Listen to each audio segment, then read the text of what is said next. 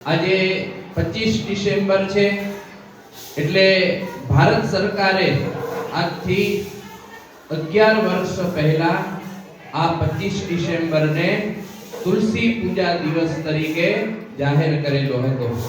એટલે આજે આપણે તુલસીજીનું પૂજન કરશું, કારણ કે પ્લાસ્ટિકના વૃક્ષ ઉપર બલ્બ લગાવી અને તાલ વિનાનો તહેવાર એટલે કે નાતાલ એ હિન્દુ માટેનો તહેવાર નથી, ખ્રિસ્તી ભાઈઓનો તહેવાર છે। તો એ ભલે તહેવાર ઉજવે, આપણા બાળકોને આપણી સંસ્કૃતિનું જ્ઞાન આપવું એ આપણી ફરજ છે। તો આ ભારત સરકારે આજથી 11 વર્ષ પહેલા તુલસી પૂજા દિવસ તરીકે આજના દિવસને જાહેર કરેલો હતો। તુલસીજીના નામની અંદર જ એની ઉપયોગિતા બતાવેલી છે, જેની તુલના ન થઈ શકે એને શું કહેવાય? તુલસીજી કહેવાય। ધાર્મિક દ્રષ્ટિએ વડ, પીપળો, આસોપાલવ, આંબો આવા ઘણા બધા વૃક્ષો આ ભારત સંસ્કૃતિની પાસે છે, પણ એમાં તુલસીજી છે એ સર્વ કરતા શ્રેષ્ઠ સ્થાન પામેલી છે। એટલે તુલસીજી એ આપણી માતા કહેવાય છે। અને એક દિવસ કાર્તિક સ્વામીએ મહાદેવજીને કહેલું છે કે પ્રભુ, તમે દુનિયાની અંદર એવું કયું એક વૃક્ષ છે કે જે વૃક્ષની મહાનતા સમાયેલી હોય? ત્યારે મહાદેવજી કહે છે કે સાંભળો પુત્ર, આ દુનિયાની અંદર તુલસીજી જેવું કોઈ મહાન વૃક્ષ નથી। શું કામ? તો તુલસીજીના મૂળમાં બ્રહ્મા રહેલા છે, મધ્યમાં વિષ્ણુ રહેલા છે, અને તુલસીની જે માંઝાર હોય ને એની અંદર રુદ્ર શંકર રહેલા છે, અને તુલસીના પાન સર્વ કરતા શ્રેષ્ઠ છે।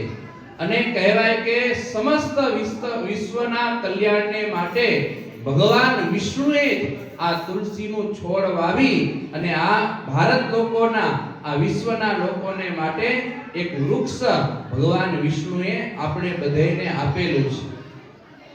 શાસ્ત્રો એવું કહે છે, પ્રેત, ભૂત, પિશાચ જેના ઘરની અંદર તુલસીના વૃક્ષ હોય છે તો એના ઘરની અંદર ક્યારે ભૂત પ્રેતનો પણ વાસ હોતો નથી। અને જેના ઘરના આંગણાની અંદર તુલસીનું વૃક્ષ ન હોય તો એનું ઘરનું આંગણું અને એનું ઘર છે એ સ્મશાન ભૂમિ કહેલી છે। એટલે હરેક હિન્દુના ઘરની અંદર તુલસીનું વૃક્ષ હોવું જોઈએ, હોવું જોઈએ ને હોવું જ જોઈએ। હા, તમે જે કાંઈ દાન કરો, સુવર્ણ દાન કરો, રક્ત દાન કરો, કન્યા દાન કરો, ભૂમિ દાન કરો, સમસ્ત દાન કરો, પણ જો તુલસી પત્રનું પાંદડું માથે મૂકેલું ન હોય તો એ તમારા દાનનો ભગવાન ક્યારેય સ્વીકાર કરતા નથી। અરે એટલું જ નહીં, પણ જો ભગવાનને ભોગ લગાવવામાં આવ્યો હોય અને જો એમાં તુલસી પત્ર ન હોય ને તો ભગવાન થાળ પણ આરોગતા નથી। નારદજીએ ભગવાન શંકરને કહેલું કે મને આ તુલસીના છોડની મહાનતા બતાવો। ત્યારે શિવજીએ કહેલું કે નારદ સાંભળો, આ તુલસી છે ને એ તો સર્વ વિશ્વની માતા છે। કે હા, માણસનું જ્યારે મૃત્યુ થાય અને આવા સમયે જો એના મુખની અંદર તુલસી પત્ર વાળું ગંગાજળ મૂકવામાં આવે ને તો એને ગમે તેવા પાપ કરેલા હોય ને તો એ પાપમાંથી મુકાઈ જાય છે અને ભગવાન વિષ્ણુના લોકને પામે છે।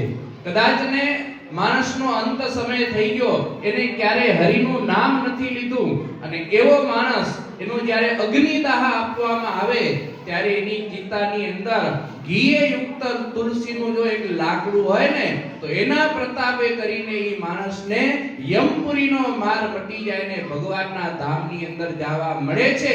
આટલો બધો તુલસીના વૃક્ષનો મહિમા શાસ્ત્રની અંદર કહેલો છે। અને તુલસીના કાષ્ટનું ધૂપ જો ભગવાનને અર્પણ કરવામાં આવે ને તો પણ તમને યજ્ઞનું ફળ મળે છે। અને હરિચંદન અર્થાત કે તુલસીના કાષ્ટથી ભગવાનને ચંદન ઉતારી અને અર્પણ કરવામાં આવે ને તો એને 1000 યજ્ઞનું ફળ છે એ મળે છે। આટલો તુલસીના કાષ્ટનો મહિમા છે। આપણે બધા ચંદનના કાષ્ટથી ભગવાનને આપણે સરસ મજાનું પાલની અંદર અર્ચા કરતા હોઈએ, પણ તુલસીના લાકડાથી જો તમે ઘસી અને ભગવાનને અર્ચા કરો એને હરિચંદન કહેવાય. એ અર્પણ કરો ને તો તમને ખૂબ પુણ્યની પ્રાપ્તિ થાય છે. તમારા પિતૃઓનો મોક્ષ કરવો હોય અને પિતૃઓને સુખ આપવું હોય તો જ્યારે તમે શ્રાદ્ધ કરો ને ત્યારે શ્રાદ્ધની અંદર જો તુલસી પત્ર નાખવામાં આવે ને તો તમારા પિતૃ 100 વર્ષ સુધી સુખપૂર્વક જીવી શકે છે. આટલો તો તુલસીનો મહિમા છે. સાથે સાથે જેના ગામની અંદર કે જેના શહેરની અંદર કે જેના ઘરની અંદર તુલસીનું વૃક્ષ હોય છે ને તો એને 600 મીટર સુધીની હવા છે ઈ પ્રદૂષિત હવા ક્યારેય થતી નથી. અને તુલસીનું વૃક્ષ એવું છે કે 24 કલાક આપણે ઓક્સિજન આપે છે. 24 કલાક ઓક્સિજન આપે છે. અને હંમેશાને માટે બહેનો હોય એને ઘરના આંગણાની અંદર તુલસીનો ક્યારો હોય તો દરરોજ સવારના નાઈ ધોઈ અને તુલસીજી પાસે બહેનો જાય અને ત્યાં જઈ અને બે હાથ જોડી પ્રાર્થના કરે અને પછી તુલસીજીને જળ અર્પણ કરે અને પોતાનું અખંડ સૌભાગ્ય બની રહે અને પોતાના પરિવારને ઘરની અંદર સુખ શાંતિ ને સમૃદ્ધિ બની રહે ને એના માટે બહેનો દરરોજ તુલસીજી પાસે પાલવ પાથરીને પ્રાર્થના કરતા. હવે કરે કે નથી કરતા ખબર નહીં. આ એક આપણી ભારતની સંસ્કૃતિ હતી. ન કરતા હો તો કરજો. હા, હવે તો લુગડા એવા આવી ગયા, પાલવ કાઢવો ક્યાંથી? પણ ચુંદડી પાથરીને કરે તો હાલે, પણ કરવું જોઈએ. અને તુલસી છે એ ભગવાનને અતિ પ્રિય કહેલી છે.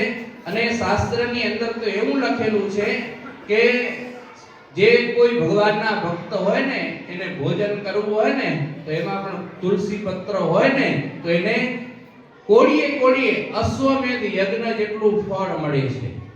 તુલસીનું પત્ર ભગવાનના ચરણમાં મૂકેલું હોય કે થાળ વાળું હોય કે જમે તો એને કોડીએ અશ્વમેધ યજ્ઞનું ફળ મળે છે. તુલસી ચિકિત્સક નાલિની નાથ મજુહર એક વખત પોતાના મિત્રને મળવા ગયા છે. એના મિત્ર અંગ્રેજ હતા અને કલકત્તાની અંદર રહેતા હતા અને એના સ્થાનકે ગયા ને તો એના ઘરની અડખે પડખે તુલસીનું વન હતું. એટલે કહ્યું કે તમે તો અંગ્રેજ છો અને આ તુલસીના વનને તમે શું કામ રાખ્યું છે? તમારે તો ફૂલનું વન રાખવું જોઈએ. ત્યારે કહે છે કે તમને હિન્દુ માત્રને તુલસીના મહિમાની ખબર નથી કે આ તુલસીજી છે ને એના છોડની આજુબાજુ 600 ફૂટની હવા તુલસીજી પ્રભાવિત કરે છે. મલેરિયા, પ્લગ, ટીબી આવા જે રોગો હોય છે ને એ રોગો આ તુલસીનો છોડ જ્યાં હોય ને ત્યાં ક્યારેય આવી શકતા નથી.